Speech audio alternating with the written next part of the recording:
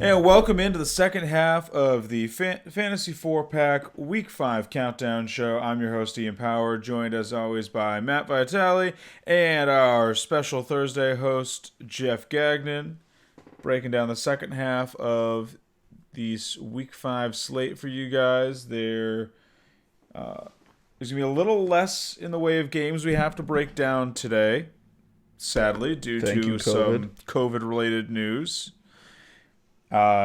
Patriots Broncos has been shifted to Monday, and Titans Bills has been shifted to Tuesday.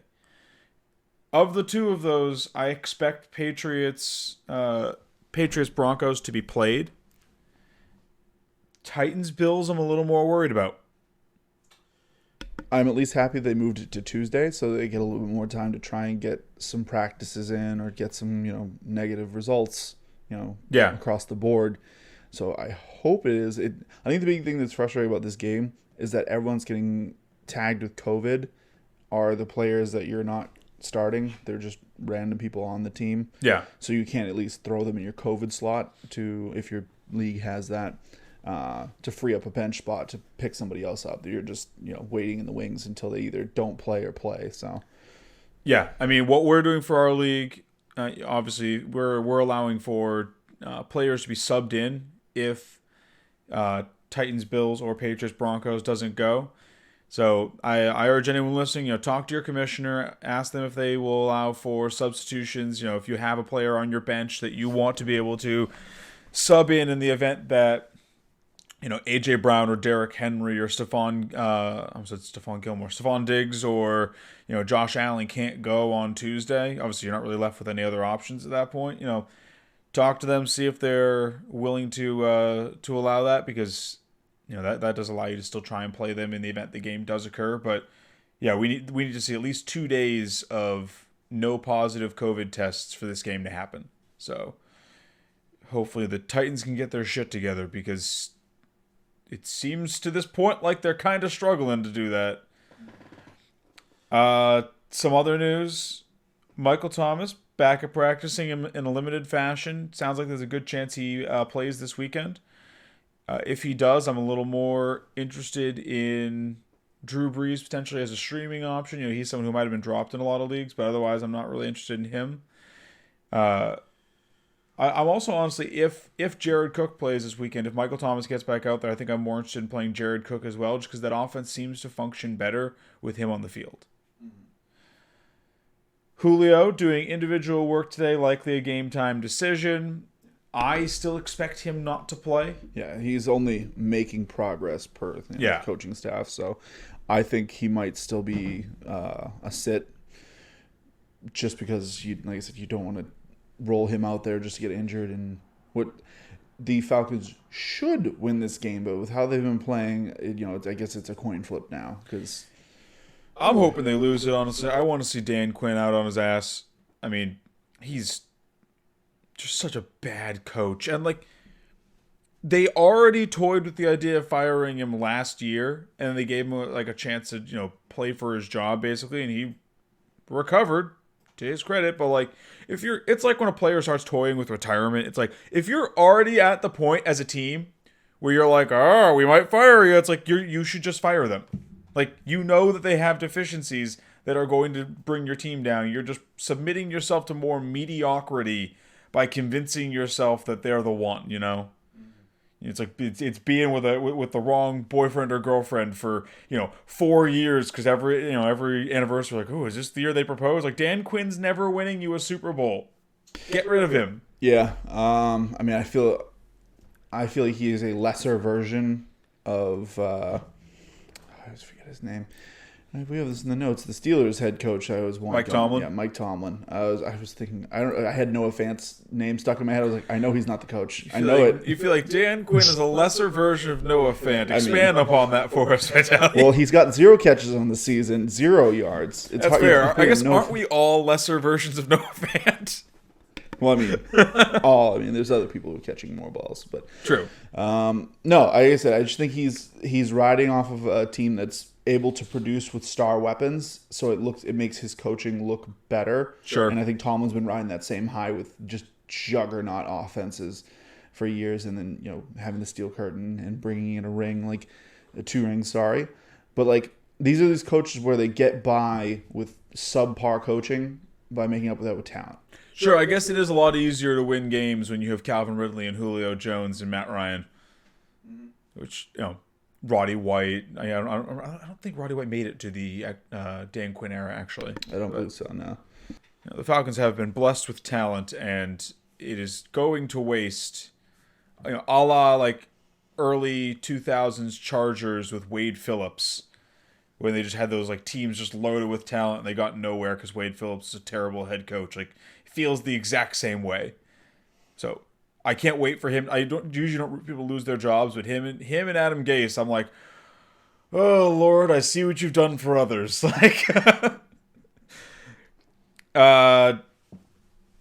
Ruggs back at practice, full practice actually today too. So that's a bit of a downgrade for Hunter Renfrow to me. He was someone who I was looking at as a wide receiver streaming option if Bryan Edwards and Henry Ruggs were unable to go again. Full practice, Ruggs is going to be on the field. I'm far less interested in Renfrow. Drew Lock back in limited practice. Sounds like he's not expected to play this week based on Vic Fangio's comments from last week. So I wouldn't count him back in yet, but the fact that he's logging limited practices makes me hopeful that we could see him next week. And when he gets back in, that should be an immediate upgrade for Fant if he's able to go, as well as Jerry Jeudy. So, as much as I will miss Brett Rippon and his awesome last name, there's still hope. Maybe he finds a home somewhere else. Yeah, he can go be the new Jets head quarterback.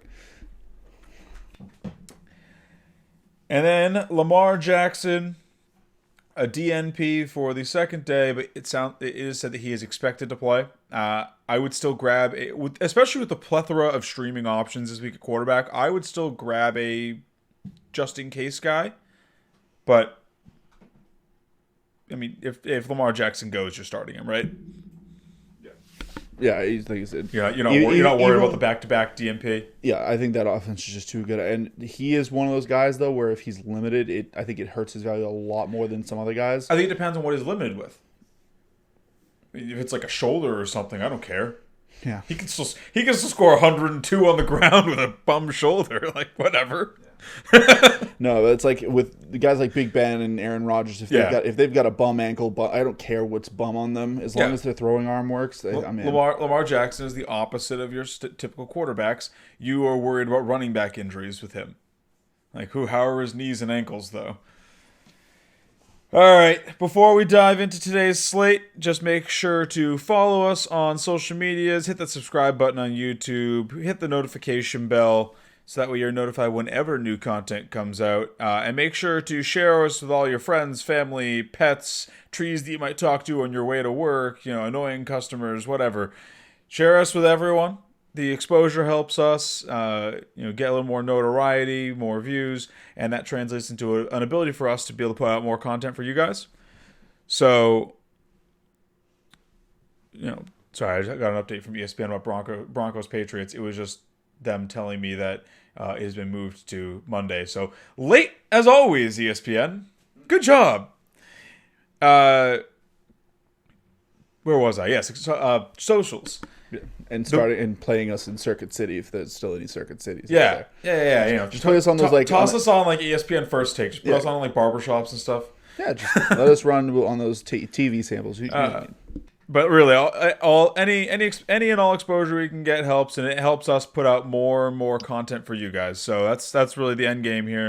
And we want to try and provide as many fantasy managers the ability to take week and season winning advice into their hearts and teams. So, you guys ready to dive into this slate? Let's roll. What about you, Jeff? Absolutely. All right. Well, we got through all the boring ones yesterday. And one of the exciting ones we're not going to get to talk about now. So let's open this one up with Las Vegas, Kansas City, 55-point over-under.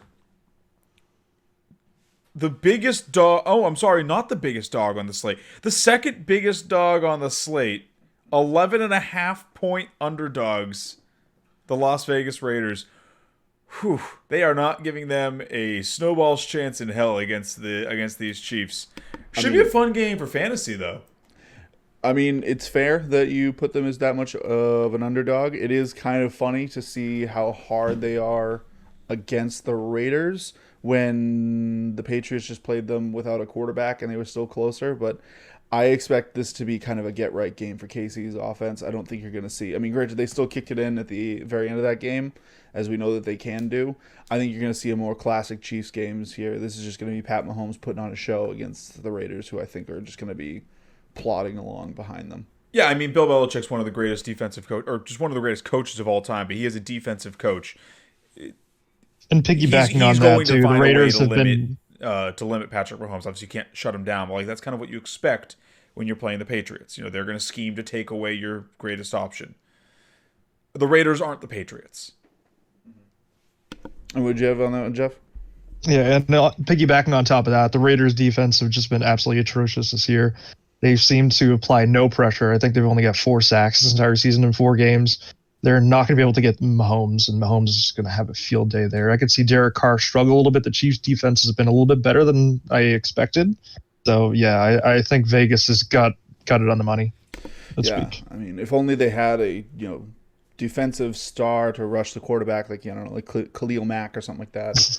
That's crazy. They would never get someone like that. They'd have to draft him and then pay him. Yeah, what a world. All right, let's jump to another high total and also the biggest dogs on the slate. 51-point over-under, Bengals-Ravens. 12-point dogs, the Bengals are. That's huge. It's a bit spicy, yeah. Like, I thought people were on the Burrow. Like, people seem to be on the Burrow hype train. I figured he'd get some sympathy points, but I mean, as Pat McAfee likes to say, the people in Vegas, they're time travelers. They know more than you, and they see something. So I think we're going to see some class. I think they're not very worried about this injury to Lamar Jackson. I said Justin Jackson. But, yeah, I think this is going to be very similar to the KC game. You're just going to see this is going to be like the Lamar Jackson show. Like, he's just going to run all of these guys as he wants. Yep. But I actually I think the Bengals are going to perform better than people expect. Garbage points are, in fact, scored the same as regular points. So, yeah. I think I might take this one as a sneaky one where they're not going to win. They're not going to win. But I think they could beat that 12-point spread. So you think that they can cover at least? Yeah, I would throw a little quiche at the cover. I mean, it's fair. Burrow's looked polished, at least for a rookie. He does have some excellent offensive weapons on that team. And, there's a good chance that the Ravens are just going to be, like, stepping on their throats for most of the game, and they just kind of get bored of it near the end, up like 38-12 or something, and Burrow cashes in, like, 2 late touchdowns or something like that to, make it look like more of a game than it was. Yeah. Let me ask you guys this. So obviously from the last game, it's just start your studs, don't play anyone else. For this game, are there any off-the-wall plays that you guys are looking at? Or, like, obviously you're playing Boyd, you're playing Mixon, you're playing all of the primary Ravens. The ones I'm really interested about are you willing to stream Burrow in this game? And then what are you doing with A.J. Green and T. Higgins?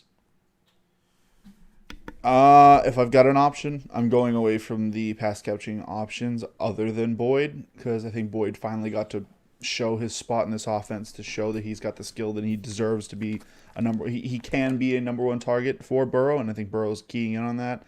For the rest of his guys, I'm pretty much off. And then to flip it on the other side, for the same reason, I'm also off on basically all those running backs on Baltimore. Like, this is the most weird thing. I think other than all the weird stuff that's going on with the COVID season, everything that's going on in just 2020 in general, this is probably one of the biggest mysteries to me is why are the Ravens running backs, a run-heavy team, so garbage in fantasy? They're all unstartable. They don't have a single running back inside the top 50. I was looking into this earlier. I don't believe they have a single running back inside the top 50, or top 45. It's like they're all well outside running back 3 range. I mean, they're all almost outside running back 4 range. What are you feeling on this one, Jeff? I'm with you, Vitali, on this one. If I have Tyler Boyd, I'm starting him, but everybody else, I'm kind of off. I mean, if you're in a deeper league, 14-team league, maybe I'd consider start T. Higgins. But if you got AJ Green, you got to bench him. He hasn't done anything this season. He's got a tough matchup here against the Ravens. In terms of anything off the wall, you start your normal guys in the Ravens, and their running backs are pretty tough. You're pretty desperate if you're throwing out Mark Ingram or anything like that. But I feel like Ingram is the guy to start in this game, though, if you need to start one of those three. Whoa! You're not going to roll out the Gus bus? No. Fine. Like, are you guys in that same boat where it's like if you're starting a Baltimore running back this week, it's Mark Ingram, right? He has been by a hair's breadth, he has been the best of the three so far this season, fantasy points wise. Yes, but it's like it feels like you're starting Mark Ingram just because his name's Mark Ingram. Like I feel like if you just wash away their names and it's just just show me their numbers and who I'm going to start. I honestly probably would be starting Gus Bus because he's been getting the most carries. So, Jeff, what about you? If you're starting a Baltimore back, is it Mark Ingram? It's a dart throw, really, but Ingram does have a slight advantage just because he's the one that has seen the most consistent carries. Sure. And he also, I believe, leads the team, or he's tied with J.K. Dobbins in terms of touchdowns. But J.K. Dobbins had that 2-touchdown week 1 performance, which he hasn't done much. One since, and his usage has kind of tailed off a little bit, I believe. Sure. I think Dobbins is going to be more of the third down running back, as we've kind of seen here, and we're going to see Gus Edwards and Mark Ingram, and Ingram's going to have the slight advantage, but I just don't want to touch them. Fair. I can't really blame you there. Let's jump to the 4 o'clock games. Dolphins 49ers, 51.5 point total. Dolphins are 9-point dogs, so another pretty big dog performance here. Yeah, honestly, the Niners are decimated just like a lot of other teams right now, but they're still performing a lot better than I pictured. I figured it was the death knell when Nick Mullins was walking on the field for them. He's a better backup than people give him credit for. He's still a backup, but it helps that they also have excellent... I think Kyle Shanahan's one of the better coaches in the league, so it does help they have excellent coaching. Coaching can mask a lot of deficiencies. As we as Patriots fans know, coaching can mask a lot of deficiencies on your team if you maybe you don't have the horses that some other teams have. Yeah, like I said, I feel like I have to eat a little bit of crow though for their defense, just because as soon as they lost Sherman and Bosa, I was just like, this defense is done. But they've still been performing a lot better than I think. So I think they're a lot more. They're less stud dependent and more some of their parts. It's 100% a mirage. They've played the Jets and the Giants since they lost them. Hey, those are good teams. I'm sorry, Jets, Giants, and Eagles. Whoa, the Eagles. That's top tier. I agree that the defense is better than the sum of its parts. Definitely better than you thought it would be after they lost some of their best defensive players. This might be the last week you can start them for a while. Their next couple games, Rams, Patriots, Seahawks, Packers, Saints, Rams, Bills, Cardinals, Seahawks. Yeah, this might... Oh, 49ers are in there too. They have a matchup against Washington on December 13th. Might be the only other time you can start them this season. So if you've been running with the 49ers defense... You enjoy it this week, I guess, because I think this is going to be another good week for them. But yeah, that is a bit of a murderer's row there. They've got 8 of the 8 best offenses in the league. Yeah, I just kind of honestly pictured with all the injuries they were getting and how quick it was that they might be bottom of the barrel. I didn't even think they would barely be startable most weeks. Yeah, I went real deep on it, so they're at least beating up on crappier teams and keeping them in check. Sure. So I think we're going to see the same thing against the Dolphins, where they're going to have a respectable point total, and Nick Mullins will put up a game, not like a fantasy game. He'll just he will play football, and it won't look gross. It won't look like he's on the Jets. Obviously, you're starting the obvious 49ers. Kittle, Debo if he plays, Brandon Ayuk, Raheem Mostert if he plays. Are you still starting Jerick McKinnon if Mostert goes out there? What do you think on this one, Jeff? I'm actually pretty unsure. When you're in PPR leagues, I would start him as a flex with confidence at this point. He's definitely earned a bit of work right now, and I don't believe Tevin Coleman's going to be coming back. Yeah, So it does sound like he's going to be inactive this week, so it should exactly. just be And those since two. they are playing the Dolphins, if they do end up running away with this game, which there's a decent potential for it, although Fitzmagic has been rather impressive the last 3 weeks, but then again, his defensive schedule hasn't exactly been impressive.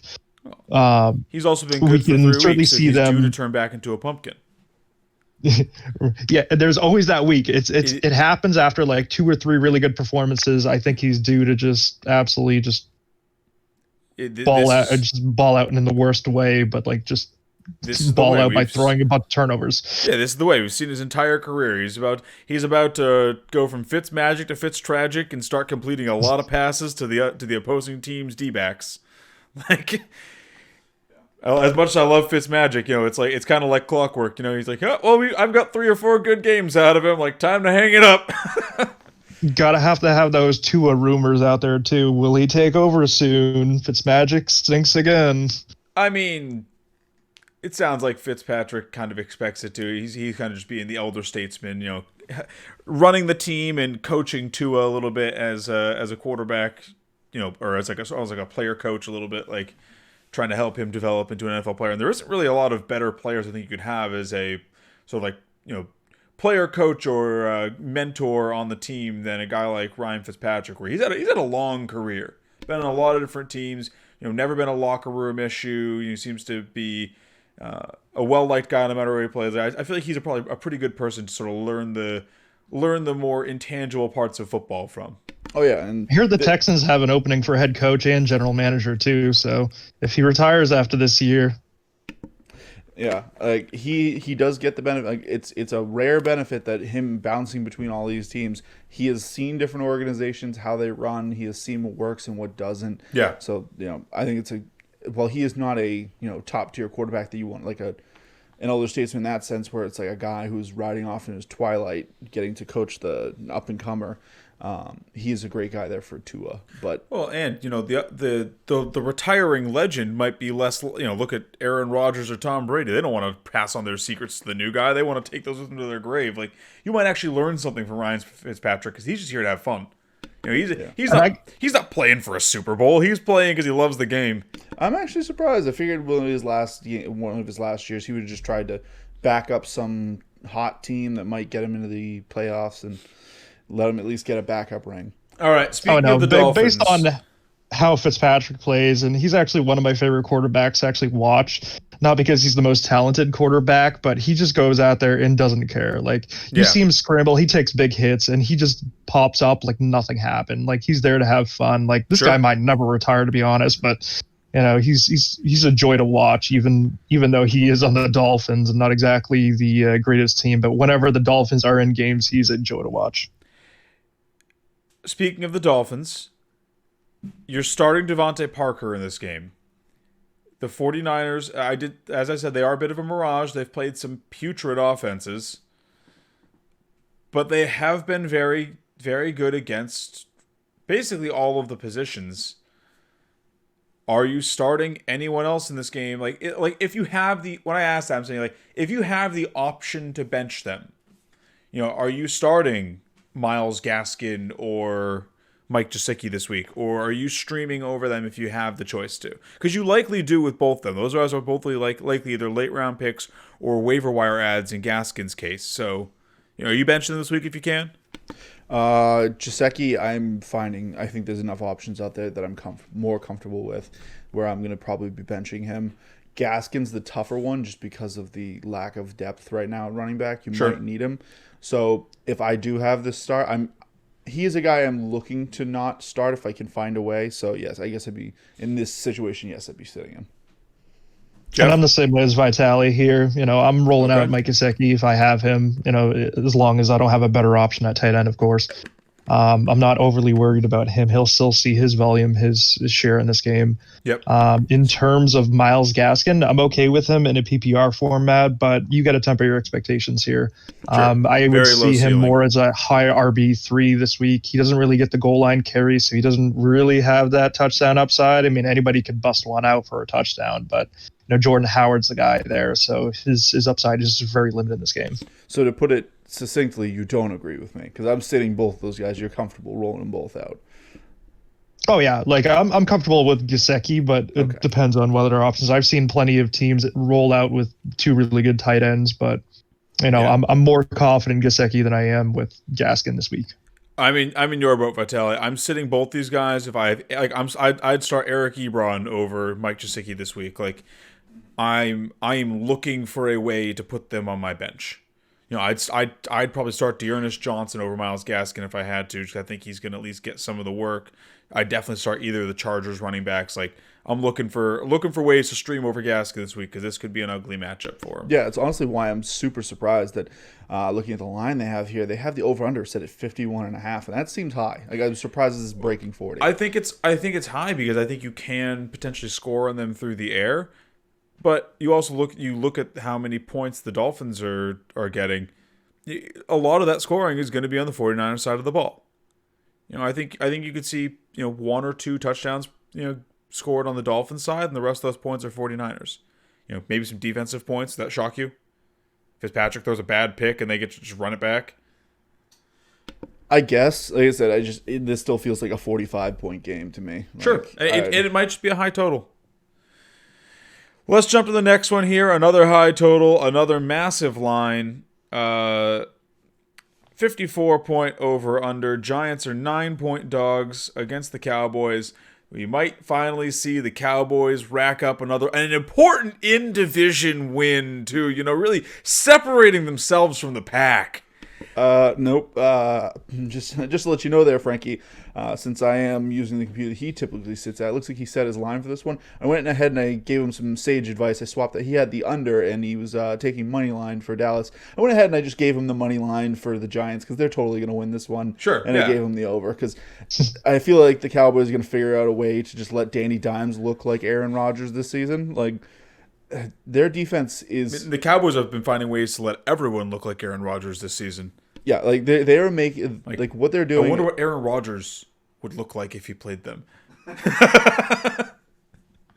It's like double Aaron Rodgers. Like, no one would have thought that you could throw for 8 touchdowns in a game, but he did it. Like, they're just gonna go out there. Like, I'm kind of off Slayton just because of how the Giants have been playing and the lack of production from him specifically. So I'm trying to avoid them, but it's just like, Dallas is so bad that I could just see them just being like, whoops, we forgot to cover Slayton. How many guys do we get to start? 9? Wait, no, it's 11? Oh, God. Slayton's one where I could see a lot of fantasy managers benching him this week just because of his performance over the past couple weeks, and I could see a lot of people kicking themselves on Monday, or really just like 6 o'clock on Sunday afternoon, like maybe 5 o'clock. Don't put that evil on me. Maybe 6 o'clock is too much time. I just put it on my bench. Like 4:45, 20 minutes after kickoff, and Slayton's got like 2 touchdowns and 85 yards, and the Cowboys are just like, what are we supposed to do? He's running. We can't. Like, I don't. Something. This is like immovable object meets unstoppable force, except it's just terrible offense meets like league worst defense, and like something has to break here. I feel like it's going to be the Giants are going to have a little bit of a get right game, so to speak. They're going to find their stride. Danny's going to get some confidence injected into him. He's going to be, hitting his receiver because he has been hitting his receivers. The depth of target has been suffering. I feel like that's not going to be a problem this game. I'm willing to start Evan Ingram, Darius Slayton, Golden Tate. I don't want their running backs still, but I'd roll the dice with those 3. I think Danny is a fine streaming option. There are other ones I like better. And then the Vikings. The Cowboys are still just start everyone. And I'm the same way with this game too. I think Slayton is a fine start this week. If I have him, I'll roll him out there as a wide receiver 3. I'm not going to really lose sleep over it. If he happens to throw a dud, then I wouldn't exactly kill myself over it. I mean, if you've seen the Giants' schedule with the defenses they've been playing, I mean, they've had Pittsburgh, Chicago, San Fran, and the Rams all in succession. Yeah. Now they're playing against like the league's worst defense here, so their get-right matchup is here. And if Slayton's going to pull off a big game, it's going to be this week. One play is all it takes for Slayton because he has really good speed and he's just got a lot of talent. And I'm just confident in him this week. Yeah, honestly, Slayton somewhere. If I need a win, I'm putting him in my lineup this week because Slayton does have that like weak winning ability, and the Cowboys have shown that they are more than willing to allow receivers to take advantage of their weak winning ability against them. They're like, "What you need to score some touchdowns so you can get a big." We'll let you do that, man. Like, score as many touchdowns as you want. We won't stop you. And garbage time points count too. Yeah, yeah. Like I said, I don't like the Giants just because I still don't think that I think that I think they're going to score points. I don't think that we're going to see a repeat of like the Browns last week, but the Cowboys have been letting all of their opponents basically score at will against them. I think I would be surprised if the Giants don't get to like 28 against the Cowboys. Browns Colts, a notably lower total and a very tight spread on this one as well, actually. 46.5 point total. The Browns are 1 point dogs. So, Vegas is telling us this is going to be basically a coin flip. This one's going to be slow. Yeah. 46 seems high. I mean, I'm fine with it. I do think it is going to be a slower game, and I think that's why you're seeing that 46. Like, for the same reason why I felt like that 51 was high, I think that's them being a little optimistic for the crappiness of the defenses, and it's just more so the Dolphins and how crappy they are. I think this one is... You're at least seeing that they like the Colts, but I don't think they're ready to buy in. That's why they're only a 1 point favorite. But you got to remember they're on the road, and Vegas does like to throw 3 points at the home team. So yeah, usually the home team just gets 3 points for being at home. So the fact that the Colts are road favorites, yeah. Like I said, their defense has been showing out so much. I think the Browns will the Browns will be able to get stuff done against them, but I can see Baker basically keeping that team back with a couple of nasty picks, and I think Phillip Rivers is not a good quarterback anymore, but I think he can still win with short yardage. I think the Colts will ultimately end up winning this game. Baker Mayfield is going to rear his ugly head again, probably throw pick six. I mean, the same will probably be set to Rivers, so maybe that's why the under-over is at 46. But yeah, I think it's going to be a really slow game. Yeah, I mean, Rivers in his twilight years has turned into a little bit of, vintage Alex Smith back with the 49ers when he was just check down Charlie over there. But I'm not excited for this game at all. I mean, same. Kareem Hunt's gonna be the focal point of the Browns offense. I feel like Stefanski's not gonna want to have Baker challenge this Colts defense. He's gonna try and keep it short yardage stuff, keep it between the tackles. Try and rely on that running game to ground and pound as well as they can, even without Nick Chubb. I'm excited if I'm a Kareem Hunt owner, if I'm Baker, or if I'm relying on Baker Mayfield to supply my wide receivers with points. If I'm rolling out Jarvis Landry, Odell Beckham, I'm crying big salty crocodile tears this week. Colts side of the ball, it's basically just Jonathan Taylor. I really don't know who else you're you're not starting T.Y. Hilton anymore. I mean, he's arguably droppable at this point. He hasn't had a good game. Yeah. And I feel like I don't remember the last time I saw T.Y. Hilton have a good game. Yeah, as the popular stat that everyone's putting out there is he hasn't had an 87-yard game since Andrew Luck left. Yes. So, yeah, I was all in on the grandma, get right game. Boosting his, give him that kick in the pants to get him going to maybe get some vintage T.Y. games. I wasn't expecting a season of vintage T.Y. I was expecting a couple of games. So you're saying that T.Y. Hilton hates his grandma? T.Y. Hilton's talent that he has left in the tank hates his grandma. T.Y. Hilton, the person, the player, would love to show out for his grandma, but for some reason his hands just love bricking balls right in his grandma's face. Yeah. Yeah, this is a game where, I mean, I'm starting Odell after last week. He shows he at least still has it, but I'm tempering my expectations for him. I'm basically just kind of I'm happy if I have one of the two running backs in this game, and that's about it. Otherwise, I'm just fine. I guess I'll put Dearness Johnson in my lineup, or guess I'm starting Odell. But that's. Yeah, Dearness looked good from the visual test. I mean, he was playing against the Cowboys. Yes. That's the other part. He looked good against the Cowboys, but it's also what is his usage going to be? Well, and he got I believe he got 0 passing work. Yeah.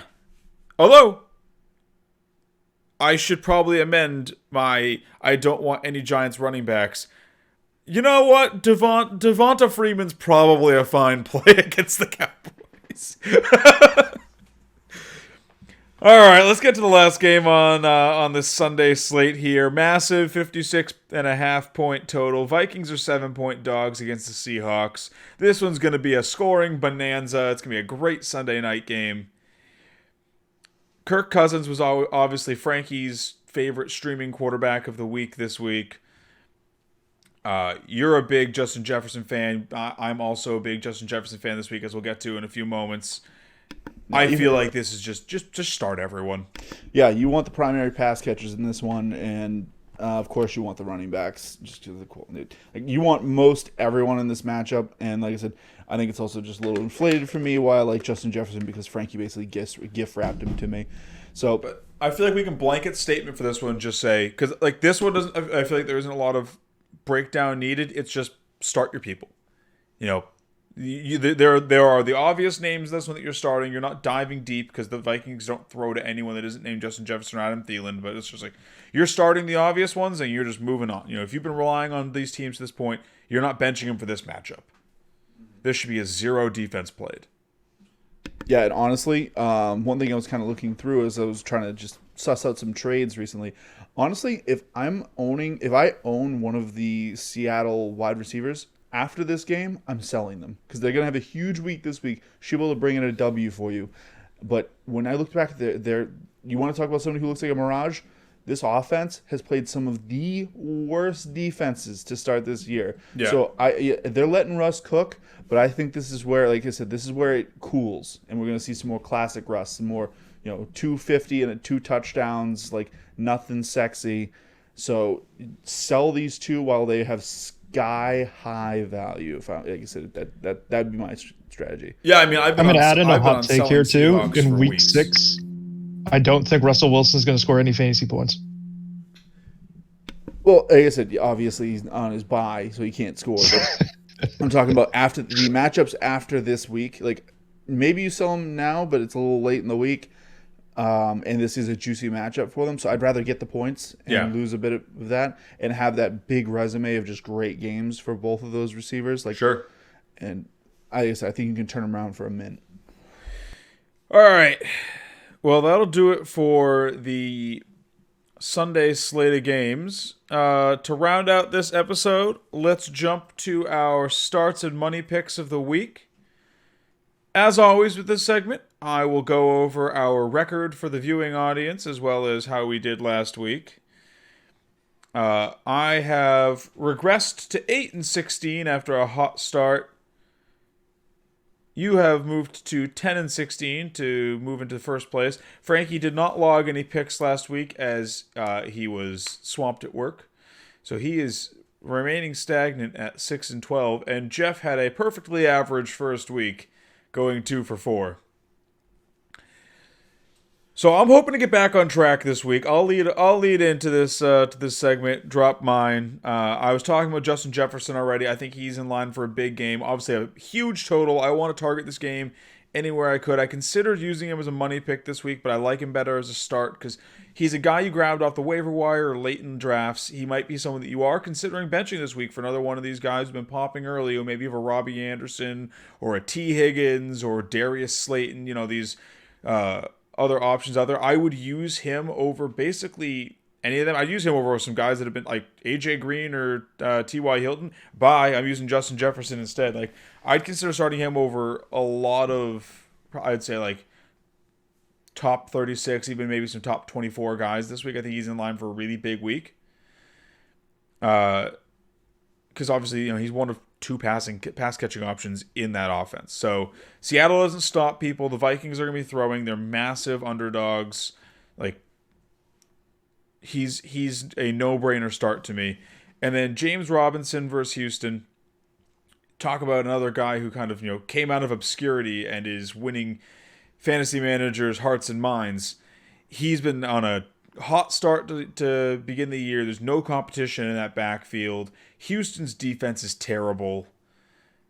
This one should be a grinded out divisional game, I feel like, between two bad defenses, and there's going to be plenty of room for James Robinson to run. Don't get cute with this one. Roll him out there. For my money picks, I'm doing two guys from the same team. Mike Davis, 6,400 versus Atlanta. We just saw them get torched at will, basically, by Adam Jones. There's not really anything on that Atlanta defense that can, or Aaron Jones, excuse me. Yeah, Adam Jones, Sports Hub Night host. Aaron Jones. There's not really anything on that Atlanta defense that can slow down. Apparently anything. Like they're a bit like the Cowboys light. Their defense is just like, yeah, we're taking this playoff. So roll him out there. He's been getting heavy usage in McCaffrey's absence. This might be one of his last games that you can really enjoy this, because McCaffrey, every week we get closer to McCaffrey coming back. But this one should be a big one for fantasy managers. And then on that same vein, Teddy Bridgewater, 5,900 on DraftKings this week. He is very cheap. He also gets to play against that Atlanta defense. But unlike Mike Davis, where he's reliant on certain plays being called for his number to be dialed up, Teddy Bridgewater gets to be involved in literally every single play. Well, unless he's handing the ball off, he's gonna get pulled. They throw a lot. I know. Like I love this matchup for fantasy purposes. I'm rolling out DJ Moore, Robbie Anderson, Teddy, Mike Davis, all of them all rolling out with confidence. I think they're a very achievable stack on DraftKings this week, where you can stack up Mike Davis and Robbie Anderson, or you can double stack the wide receivers and run it back with a Calvin Ridley or a Russell Gage, and this one could be winning some DraftKings players some money this week. So enjoy Teddy Bridgewater and Mike Davis, and if you do need a streaming option in redraft and Teddy Bridgewater is still kicking around out there, go out and grab him. I think he's going to be better than a lot of guys that were actually drafted this week. I'd start him over basically anyone that isn't a top 5 quarterback this week. So I'm not starting him over Patrick Mahomes or Lamar Jackson or Dak or Kyler or Josh Allen. But if you're not one of those 5, I'd probably start Teddy Bridgewater over them. All right, fair. I like all those guys. I am interested to see if Atlanta can form some form of a defense, but I guess not. I guess I want to see how much was that was just the Packers having a really good offense, and how much was it the putrid defense that they have there. But you want to rattle through Frankie's illustrious picks now that sure. I'm not going to give any analysis for them because I don't know what Frankie's thought process is, but Frankie has Tyler Higbee and Kenyon Drake as his starts of the week, and Darius Slayton and Dawson Knox as his money picks. Darius Slayton is 4,800. Dawson Knox is 3,600. A little bold going with the Tennessee game there, but I do like Dawson Knox is a guy I like, and I've heard it, especially being a New England fan who's stands. We are now in the after Gronk era. Dawson Knox is a guy we missed in the draft, and I've been hearing this kid's good, and I think he's could be a sneaky breakout for next year. So it actually should be noted, Dawson Knox doesn't apply at this point because I think Frankie put these in here before the game got moved, because Dawson Knox does not apply to the Sunday main slate anymore because the game is not on Sunday. So do not use Dawson Knox. He might have been an interesting tight end punt. You will score 0 points from him if you put him in your Sunday lineups. Fair enough. Jeff, we want to take us away with yours? Yeah, I'm going to start by double downing Ian's take over here with Teddy Bridgewater as my primary start. Teddy? His ceiling is sky high. Like his ceiling is as high as all the other elite running backs this week. Quarterbacks. He's true. Quarterback, but he does run too sometimes. I was thinking of Lamar Jackson over there. That's why I switch over to running back, although he does throw the ball a bit now. Davis. They're like, Teddy, you're the quarterback and the running back now. Have fun. I've been really impressed with what I've seen from Teddy Bridgewater this year too. Like the way he's throwing the ball has been, I always thought he was a solid quarterback, but I've been even more impressed, especially coming in with the Carolina Panthers and how we've seen quarterbacks struggle with that offensive line. He's shown really good rapport with Robbie Anderson, which hit and miss over in his New York Jets days, but with it's Carolina, because of he's found a Adam home there with Gase. Teddy B. DJ Moore is a great talent too. So I can see all of them just going off, as Ian alluded to. They're definitely a great DraftKings stack, and he definitely has that scrambling ability that can give you more points on the ground as well in basic leagues. For my second start, I'm going with Raheem Mostert here. Coming off of his injury, I know some people may be a little hesitant, but you're playing against the Dolphins here. He may be limited in some form or shape, but he's still a threat to score a touchdown here. He can still rack up a lot of yardage. The Dolphins' defense isn't anything overly amazing. Plug him in if you have him. Don't hesitate. Don't wait and see. As long as he's got a clean bill of health, put him in your lineup. Don't be a bonehead. All right, moving on to the money picks. I'm going with David Johnson as my first pick here, playing against Jacksonville for 5,200. As we saw last week, the Jacksonville defense isn't all that great against the run, and David Johnson has been okay in terms of fantasy production, at least on DraftKings. I mean, he hasn't been amazing. His average yards per carry have not been anything great either, but he's also played some solid defenses the last couple of weeks. Not so much against the Vikings, but he's going to have better game script here. They're going to probably lean on the run a little bit more than they've had in the first at least 3 weeks. He just has to fall into the end zone once, and he's got a solid upside. He doesn't have to be the old David Johnson, but I expect him to hit value this week and possibly even crush value here. And with another cheap option, I'm liking Daniel Jones this week. As we alluded to earlier, the Dallas Cowboys are just clueless on defense. And Daniel Jones has played nothing but tough defenses, and he's going to find Darius Slayton. He might mix in some Golden Tate out there, get some touchdowns, rack up those yards. He might even scramble a little bit. I don't see him not having at least a decent game, even with garbage time points, as the Cowboys will probably run all over the Giants. So they most likely will be trailing from behind, and Daniel Jones will have to air it out all game. So start him. Yeah, I like those guys. I think the one thing that kind of popped up when you were talking about, both of you were talking about Teddy Bridgewater, is DJ Moore, and how I think we've talked about some other guys, and this is the get right game, like Kenyon Drake specifically. I feel like this is DJ Moore's get right game. Like, he's like real fast. The kickoff time for Patriots Broncos and Bills Titans has officially been confirmed by the NFL. Patriots Broncos kicks off at 5 p.m. on Monday, and Bills Titans will be kicking off at 7 p.m. on Tuesday.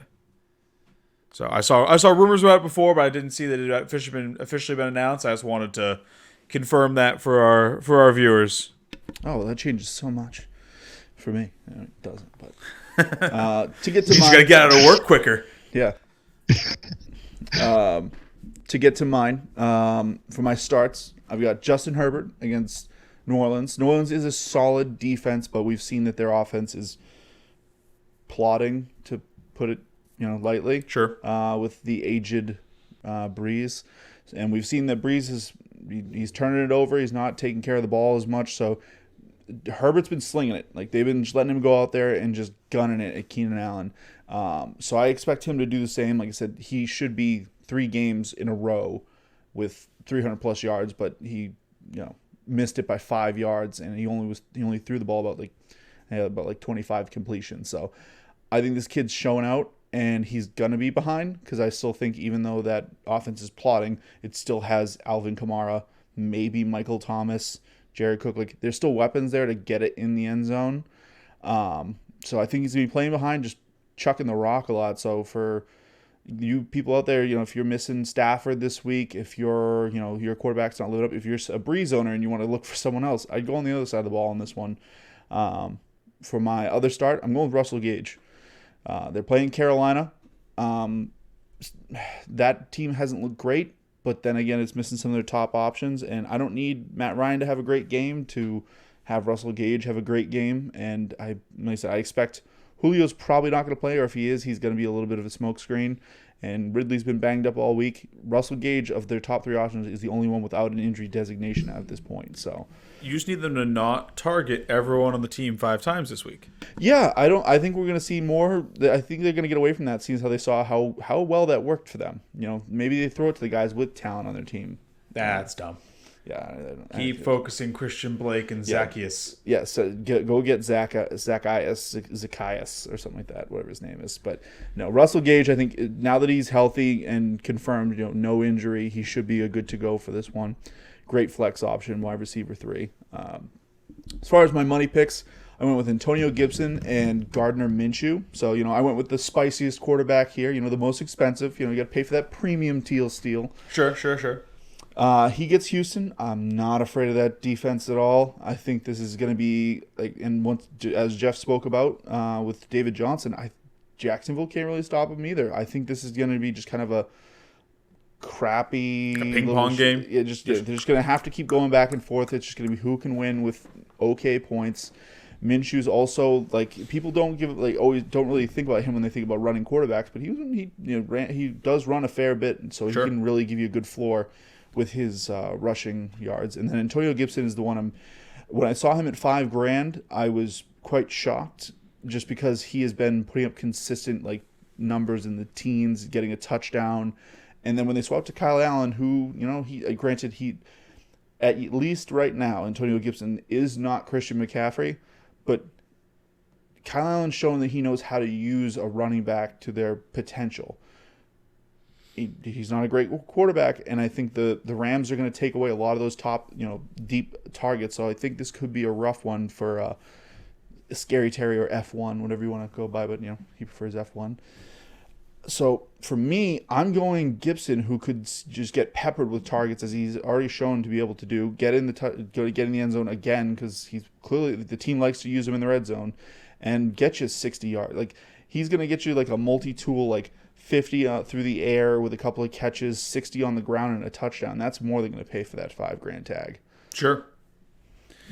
All right, and to round this off, we always give you a defensive stash of the week. This one, we're going back to the well on the Chargers defense. Yeah, didn't have to think hard on this one. They get the gift that keeps on giving. They get the New York Jets next week. They might be kicking around out there on the waiver wire, having just played some tough offenses. If they are, go grab them. They're facing the Saints this week, another tough matchup, so one that people likely aren't targeting. Go grab them, stash them on your bench. Enjoy the bounty of fantasy points that they sow for you next week. All right, that'll do it for us. I wish you all the best of luck in Week 5, unless I'm playing you. And we will see you all on Monday.